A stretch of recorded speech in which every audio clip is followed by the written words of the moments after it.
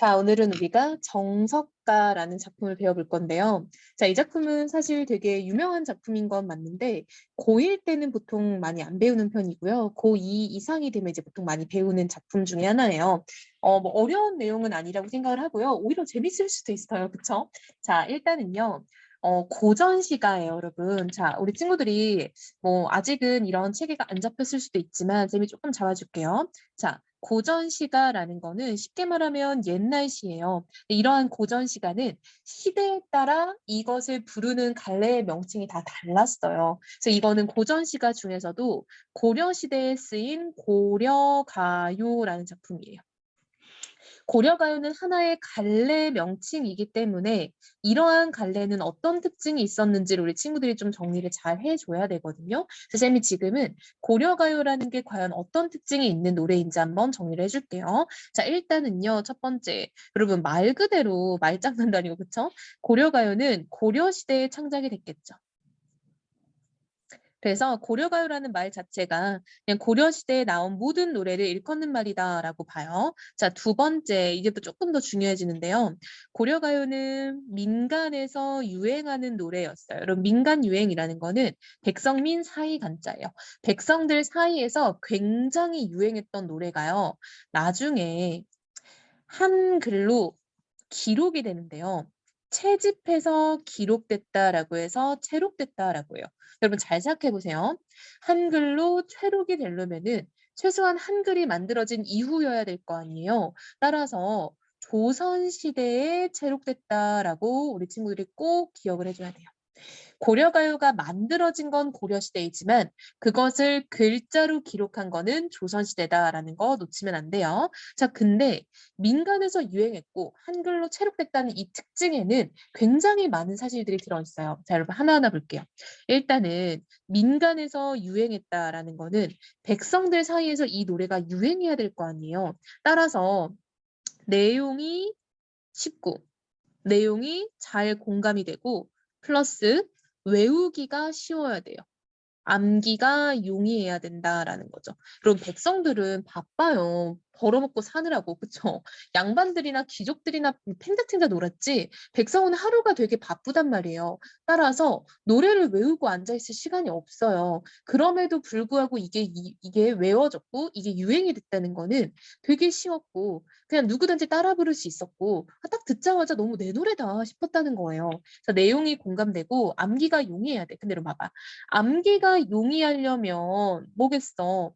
단순해야 돼요. 즉 반복이 많고 마늘 따자예요. 단순해야지 잘 외워질 거 아니에요. 따라서 고려가요는 반복이 많고 단순한 구조를 가졌다라는 것도 된다는 거죠. 두 번째, 내용이 공감이 잘 된다는 거는 누구나 다 이해할 법한 보편적인 내용이어야 돼요. 그게 뭔가 봤더니 일상 이야기. 백성들도 일상은 있잖아요. 사랑 얘기. 여러분 돈 없다고 사랑 못해요? 사랑은 뭐해? 결혼이 아니라 이별하죠. 여러분 사랑할 때마다 결혼하면 결혼 몇 번 할 건데 그쵸? 사랑을 하면 이별하잖아요. 아 이렇게 내용이 좀 쉽고 누구나 공감할 만하니까 이 노래를 다들 따라 부르고 됐다는 거죠. 자 근데 여러분 여기서 바로 중요한 특징이 하나 도출이 되는데요. 이 반복이 많다라는 게 고려가요의 굉장히 핵심적인 특징 중에 하나예요. 자, 반복이 얼마나 많냐? 자, 세 번째 특징을 정리해 볼게요. 자, 고려가요에는 반복이 되게 많아서 후렴구라는 게 있었고요. 여음구라는 것들이 있었고요. 단순한 시어나 식구는 두 덩어리 이상이죠. 시행 한 줄이죠. 의 반복이 굉장히 많았어요. 그냥 엄청 반복을 많이 시키는 거야. 자, 근데 하나하나 좀 따져볼게요. 자, 여러분 후렴구는 뭔가 봤더니 약간 한 줄 단위고요, 보통. 한 줄 단위로 약간 의미 없는 구절을 좀 반복하는 경우가 많았었어요. 그래서 이거는 정말 흥취를 돋구기 흥이에요. 흥취를 돋구기 위해서 무관한 내용을 그냥 막 돌려 반복시키는 그런 구조가 보통 후렴구고요. 여음구는 뭐냐라고 하면 여음구는 후렴구보다 비교적 짧아요. 후렴구보다 상대적으로 많이 짧아요. 그래서 한 단어 단위라고 보면 돼요. 후렴구는 보통 한 줄 단위거든요. 근데 이 여음구는 한 단어 단위라고 보면 돼요. 그래서 이런 것들의 반복이 되게 많으니까 굉장히 단순할 수밖에 없었다라는 거죠. 자, 두 번째.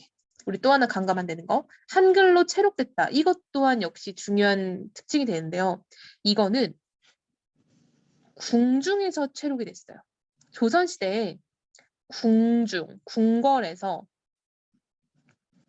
이 노래들을 받아 적었다라는 거야. 그래서 우리 성종 때 뭐 악학 개범이란 책 있거든요. 거기에 주로 받아 적혀요. 여러분 이 궁중이라는 건 조선시대의 궁중이잖아요. 조선시대예요. 여러분 조선시대는 유교 국가잖아요. 알다시피 굉장히 이런 남녀 간의 사랑 노래, 즉 이런 상열지사라고 하는 것들이거든요. 남녀 상열지사라고 해요. 남녀 간의 얼레리 꼴레리 이런 느낌을. 이런 고려시대의 노래가 너무 남사스럽다. 너무 천박하다 뭐 이런 생각을 좀 했던 거죠. 그리고 한편으로는 또 백성들 사이에서 유행했다 보니까 왕이 듣기에 좀 불편할 만한 내용들이 좀 나왔던 거예요. 그래서 이 과정에서 뭔가를 삭제하기도 하고요. 조금 아까운 부분은 조금씩 다듬기도 하고요. 혹은 왕에게 잘 보이려고 대놓고 딱 추가를 하는 부분도 있었어요. 자, 우리가 알아볼 수 있는 건 추가밖에 없어요. 왜냐? 삭제와 수정은 원본이 안 남아있기 때문에 현재로서 알아볼 수 있는 방법이 없어요. 근데 추가는요, 알아볼 수 있어. 어떻게? 그냥 내용과는 전혀 다른 이질적인 부분이 삽입이 되어 있는 거야. 어떻게 이질적이냐면요. 갑자기 우리나라가 태평성대다. 혹은 임금님이 잘 되길 바란다. 이런 송축, 축복을 한다. 이런 느낌이거든요. 송축의 내용 같은 것들이 뜬금없이 들어있는 거예요. 이런 것들은 고려시대에 쓰인 게 아니라 조선시대에 나중에 추가가 된 것 같다라고 우리가 추측할 수 있다는 거죠. 그래서 고려가요전 이게 굉장히 중요한 부분이니까 우리 친구들도 정리를 잘 해놔야 돼요. 자, 그리고 네 번째. 고려가요부터는 여러분 분연체라는 게 생겼어요. 분연체는 뭐냐면 연을 나누는 문체라는 거야. 연을 나누는 문체가 생겨서 이제는 덩어리 단위로 쓰게 됐다라는 거야. 그럼 고려가요 이전까지는 얘는 몇 줄짜리다, 얘는 몇 줄짜리다 이런 걸 다 셌단 말이에요. 얼마나 구차해. 근데 고려가요부터는 얘는 6년짜리 뭐 노래다 이런 식으로 봤다는 거죠. 됐나요? 자, 여러분 우리 하나하나 한번 또 정리를 했으니까 내용으로 한번 들어가 볼게요. 자, 총 몇 원짜리예요? 이게 바로 6원짜리예요. 쌤이 자 미리 한번 매겨볼게요. 4, 5, 6. 근데 여러분 보면 알다시피요. 아니 아직 모를 수도 있어. 정리하고 볼게요. 자, 1년을 봅시다. 자, 1년을 봤더니 징하, 도라, 당금의 개상이다 라고 되어 있죠. 글씨가 너무 이상하니까 지우고 다시 쓸게요. 자, 1년. 징하, 도라, 이게 여러분 이게 정이라는 뜻이었고요. 이 돌이 석이잖아요, 한자로. 그러니까 정석, 여러분 제목이 정석가잖아. 그래서 이게 아마 여러 가지 추측이 있어요. 첫 번째는요, 악기일 것이다 라고 추측을 하고요. 두 번째는 정석가의 그 정석이 그 화자가 사랑하는 대상이었을 거다 라고 두 가지의 추측이 있어요. 그래서 뭐든 상관없죠. 아무튼 뭐 징하, 도라, 당금의 계산이다. 지금 있으십니다. 뭐 이런 말이에요. 근데 중요한 건 뭐냐면 바로 이 부분이에요. 선왕성대의 노니아와지다라는 부분이 있죠. 자, 여러분 선왕성대라는 말은 뭐냐면요. 태평성대랑 같은 말이에요. 태평성대. 즉 나라가 태평하고 나라가 성대한 이 시절에 놀고 싶습니다라는 뜻이거든요. 이거 문법적으로 정리하면은 자 여러분 봐봐. 갑자기 뒤에 노래는 그냥 남녀간의 사랑 노래예요. 여러분 스포를 하자면 남녀간의 사랑 노래에서 갑자기 1원에서는 이렇게 살기 좋은 세상에 살고 싶습니다라고 얘기를 하는 거 보니까 이게 바로 그 임금께 조금 아부성 멘트가 들어간 송축의 멘트인 것 같아요. 그러므로 자, 여기 나와 있는 정석가의 1연 역시 고려가요에서 궁중 편입 과정에서 추가된 구절일 것이다 라고 추측할 수 있다는 거죠. 바로 이게 궁중 편입, 궁중으로 넘어가는 과정에서 추가됐을 것이라고 추측하는 구절이에요. 자, 정석가에도 그런 부분이 남아있네요. 자, 두 번째 볼게요. 두 번째부터는요, 좀 되게 단순하거든요. 뭐가 단순하냐면, 잘 봐. 삭삭히가 여러분, 바스락바스락거리는 이런 말이에요. 바삭바삭한, 바스락바스락거리는, 자, 새가 여러분, 가느다랄 새자예요. 한자예요. 자, 모래가 여러분, 현대랑 거의 똑같아. 모래예요, 모래. 바스락바스락거리는 가느다란 모래, 여러분 별이요. 옛날에 벼랑이란 뜻이었거든요. 벼랑이 절벽이란 뜻이에요. 절벽에라는 말이야. 바스락바스락거리는 가느다란 모래벼락에 한마디로 모래가 깔려있는 절벽인 거야. 자, 그럼 여기 나와 있는 나는 이건 뭐냐면요. 이거 오해하면 안 돼요. 이 나는을 보고 아임이라고 생각하면 안 돼요. 이거는요. 다 의미가 없는 구절이에요. 자, 이런 걸 우리가 여음구라고 해요. 여음구. 자, 이런 게 바로 여음구예요. 아무런 의미 없이 들어가는 구절이다라는 거야. 여음구. 구운 밤 닷대를 심고 있다. 여러분 잘 봐. 지금 뭘 하겠다는 거냐면 모래 절벽에 군밤을 심을 거래요. 여러분 군밤에서 싹이 날까요? 구웠는데? 근데 그 밤이겠죠? 이게 다 지금 이어졌게 되는 거야. 이, 돛, 이런 말이야. 자, 봐봐. 이라는 게 뭐냐면 이렇게 흙에다 뭐 심으면은 싹이 나기 전에 살짝살짝 흙이 올라오는 거. 그걸 우리가 이라고 하거든요. 한마디로 모래절벽에 내가 군밤을 심을 건데 거기서 싹이 나면 라는 가정을 하는 거야. 싹 나것이야. 이게 여러분 가정이거든요. 싹이 난다면 유덕하신, 덕이 있으신 이런 말이죠. 그러니까 뭐 인품이 좋은 님을 여해하와지가 이별하다라는 뜻이에요. 이별하겠습니다. 라는 거야. 오케이. 자, 그럼 보세요. 자, 여기 나와 있는 여해다라는 게 현대어로 이별하다예요.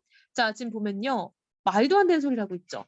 모래에다가 군밤을 심어요. 여러분, 일단은 우리 식물을 모래에다 안 심어요. 더 좋은 흙에다 심어야 돼요. 모래에다가 심지어는 그냥 밤 싹도 아니고 군밤을 심어. 거기서 싹이 나. 즉 정말 말도 안 되는 소리라고 있는 거야. 즉 이건 여러분 불가능한 상황을 얘기하고 있는 거죠.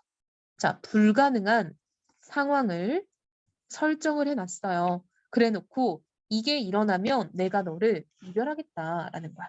자, 그럼 이 말인즉슨 절대 안 일어날 거 아니에요. 그쵸? 절대 안 일어나니까 나는 너랑 이별을 절대 할 마음이 없다라는 뜻이겠죠. 그럼 여기서 나오는 이 유덕하신 님을 여해하와지다라는 거는 실상 나는 이별할 생각이 전혀 없고 나는 너랑 평생을 함께 할 거야 라는 반어적인 내용인 거죠. 난 진짜 이별할 마음이 없는데 그럼 내가 그때 너랑 이별할게 라고 말을 하는 거죠. 자, 여러분 그리고 이때 이 불가능한 상황은 어때? 역설적, 말이 안 되죠. 그래서 이걸 역설적 상황이라고 해요, 여러분. 역설법이 아니라 역설적 상황이야. 말이 안 되는 상황. 근데 쓰여있는 기법은 단어법이야. 그쵸? 자, 내려와 볼게요. 옥으로 연꽃을 새깁니다. 여러분 이번에는요. 옷에다가 연꽃을 새겨요. 자, 그러니까 한마디로 조각을 하겠다는 거야. 근데 그거를 바위 위에 접두하여이다. 이거는 접한다라는 거야. 여러분 옥으로 연꽃을 새기고 그 옥 연꽃을 바위에 붙여. 근데 그곳에서 꽃이 삼동이라는 건 여러분 새 묶음을 말하는 거예요. 새 묶음이 나면은 내가 널 이별하겠다라는 거야. 보니까 여러분 여기도 마찬가지죠. 여기도 지금 불가능한 상황을 설정하고 있죠. 이게 여러분 5연까지 반복돼요. 잘 보세요. 자, 4연에서도 말이 안 되는 내용, 5연에서도 말이 안 되는 내용. 그래서 정석과는 비교적 단순하다라고 쌤이 말했던 게 2연부터 5연까지는 불가능한 상황을 설정하고 그 일이 일어나면 내가 너랑 이별해 줄게. 절대 못 헤어져. 뭐 이런 얘기를 반복하고 있다는 거예요. 2연부터 5연까지. 자, 근데 보니까 여러분 여기도 또 마지막에 유덕하신 님을 여해하지다라고 반복되고 있죠. 봤더니 이게 4연에도 있고요. 5연에도 있어요. 그래서 여러분 이런 걸 보통 우리가 고려가요에서 이런 걸 보통 후렴구라고 해요. 이런 거를. 이렇게 연이 끝날 때 반복되는 이런 구절. 근데 여러분 특이한 건 뭐냐면 잘 봐. 잘 보세요. 원래는 일반적으로 후렴구는 내용과 무관해요. 진짜 오로지 운율을 위해서, 오로지 흥치를 위해서 들어가는 게 일반적이에요.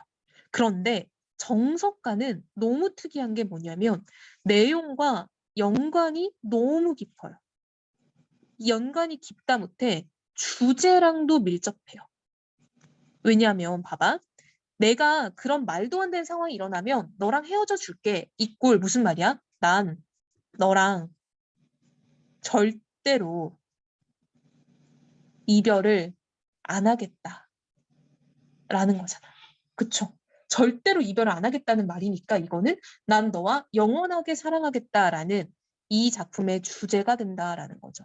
그래서 정석가에서 가장 특이한 건 뭐냐면요. 일반적으로 이 고려가요에서 후렴구가 내용과 무관한 것에 반해서 정석가는 완전 연관이 있다 못해 가장 중요한 주제를 포함하고 있다라는 게 중요한 거예요. 이거 되게 중요한 거예요. 자, 4연 맞아봅시다. 무쇠로, 여러분 쇠 알죠? 무쇠솥, 가마솥, 철리기 여러분 갑옷이에요. 고려시대에 있었던 갑옷이에요. 철릭을 말다가 재단하다라는 뜻이에요. 근데 거기다가 심지어 철사, 여러분 철사로 주름을 박아. 한마디로 철사로 바느질을 한다는 거야. 근데 그 무쇠로 만든 철사로 주름 박은 그 옷이 다 헌다면이라고 가정하는 거죠. 불가능하죠? 그럼 내가 너랑 이별하겠다라는 거야. 자, 오연 볼게요. 무쇠로 이번에는 큰 소를 만들면 소. 진짜 레알 소 말하는 거야. 그 소요. 그걸 만들다가 철수산이 뭐냐면 철로 된 나무가 있는 산이라는 거야. 그럼 말도 안 되지. 나무가 철로 된 나무가 어딨어. 근데 거기에는 또 철로 된 풀이 있대요. 근데 그 소가 그걸 다 먹으면 내가 널 이별하겠다는 거야. 일단 여러분 불가능한 게 너무 많지. 무쇠로 소를 만들 수도 없을 뿐더러 철수산도 없을 뿐더러 철로 된 초도 없어. 근데 그게 다 일어나면 내가 널 이별하겠다라는 거야. 자, 그럼 지금 2연부터 5연까지는 자 이런 걸 병렬적 구조라고 하죠. 자, 왜 병렬적 구조냐면요. 2연과 3연의 자리 바꾼다고 내용에 문제 있어요? 없죠. 3연과 5연 자리 바꾼다고 내용에 문제 있어요? 없죠. 이거는 병렬적이고 서로서로의 내용이 독립적이에요. 그쵸?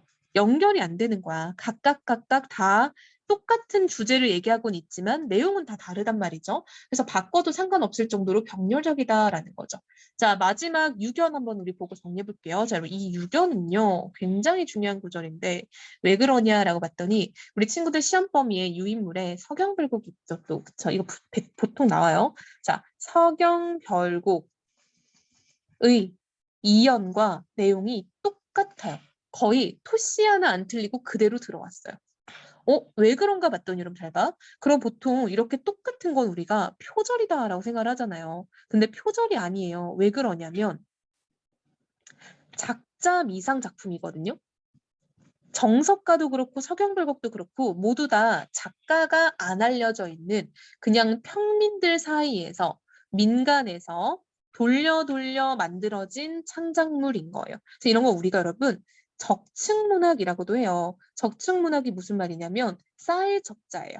한마디로 누군가가 이 노래를 얼핏 불러서 옆에 사람도 따라해, 또 따라해, 또 따라해, 또 알려줘. 이 과정에서 계속 조금씩 바뀌고 내 의견이 조금씩 들어간다는 거야. 그러니까 누군가는 뭐 앞에서 모래벼락에 구운 밤을 심은 게 아니라 처음에는 뭐 무침 미나리를 심었어. 근데 그거 싹이 나. 근데 누군 또 그걸 밤을 바꾸고 누구는 또 이제 뭐 바꾸고 계속 바꾸다 보면은 뭔가 조금씩 쌓이고 조금씩 내용이 달라질 수 있다라는 거죠. 한마디로 고려가요는 작자가 알려져 있지 않은 이런 적층 문학이기 때문에 누가 누구 걸 대놓고 베꼈다라고 말할 수가 없다는 거예요. 그럼 이게 왜 들어갔냐? 아, 이게 아마 고려시대에 유행 구절이었을 거다라는 거죠. 고려시대에 밈이었다는 거야. 유행 구절이라는 거죠. 약간 영원한 사랑을 노래하는 구절이었을 거라는 거죠. 자, 한번 풀이해 볼게요. 구슬이 바위에 지다가 여러분 떨어진다예요. 떨어진들 이런 말이야. 구슬이 바위에 떨어진들 끈이 끊어지겠습니까? 라는 거야. 그치리까가 끊어지겠습니까? 라는 거죠. 자, 무슨 말이냐면 이런 느낌으로 보면 될 것 같아요. 약간 구슬로 만들어진 팔찌가 있어. 혹은 목걸이가 있어, 여러분. 이렇게 이런 게 있어. 근데 이런 것들이 아무리 바위에 떨어져도 이 구슬은 잠시 깨질 수 있지만 이걸 엮고 있는 이 줄이 있을 거 아니에요. 이 줄은 절대 끊어지지 않을 거다. 뭐 이런 말이에요. 그래서 이 끈을 여러분 약간 인연의 끈 이렇게 보면 될 것 같아요. 인연의 끈. 너와 나의 인연. 자, 지문은 여러분 천이에요. 천년을 외오곰은 여러분 외오 이렇게 두 번 해줘야 되거든요. 이 곰자가 쓰이면 앞말을 두 번 반복해줘야 돼. 이거는 외로이라는 말이에요. 외로이 여러분 여다가요. 살다, 지내다 이런 뜻이 있거든요. 한마디로 천년을 외로이 사는들 내가 믿음이 없어지겠냐? 라는 거야. 그럼 봐봐. 물어보는 게 아니죠. 답은 이미 정해져 있죠. 절대 안 바뀔 거고 난 절대 너에 대한 믿음을 안 버릴 거거든. 라는 서리법인 거예요. 그래서 이 유견 여러분 결국은 고려시대에 유행한 어떤 밈을 넣어서 너와 나의 사랑은 영원할 거다라고 얘기하고 있다는 거죠. 자, 지금 정석관 여러분, 자 주제를 어떻게 정리해야 되냐라고 본다면 주제는 임과의 영원한 사랑에 대한 기원이에요. 그래서 여러분 이게 사실 여러모로 문제가 많이 나오는데 약간 이런 느낌이에요. 문제에서 맨날 페이크로 내는 게 뭐냐면 이 노래는 이별 노래다라고 페이크를 많이 내거든요. 근데 이게 좀 요즘에 문제를 보니까 두 가지 문제가 다 나오더라고. 여러분 봐봐. 보통은요. 얘를 이별 노래라고 보지 않고 이거 절대 아니다. 얘는 지금 현재 연애 중이야. 연애 중인데 이 사랑이 끝나지 않기를 바라고 있는 마음을 노래했다라고도 보고요. 두 번째는요. 이별 노래가 맞다. 너는 다시 나에게 돌아올 거다. 뭐 이런 느낌도 있다는 거죠. 근데 원래 여러분, 원래는 이 전자가 훨씬 의견이 많아요. 근데 문제를 한번 좀 풀어보고 친구들한테 질문을 받아보니까 이게 생각보다 후자의 문제도 많이 나오더라고요. 그래서 우리 친구들이 그때그때 맥락상 문제의 선택지 같은 걸 잘 따져봐야 된다라는 거예요. 자, 일단 정석과 보세요. 1연은 궁중 편입의 증거, 6연은 고려시대 유행가. 그럼 2, 3, 4, 5 4연만이 내용인데 그 내연 역시 굉장히 반복적이고 굉장히 단순한 구조의 반복이었다라는 거. 그래서 병렬적이고 독립적이다 이런 것들도 친구들이 좀 잘 정리해두면 좋겠죠.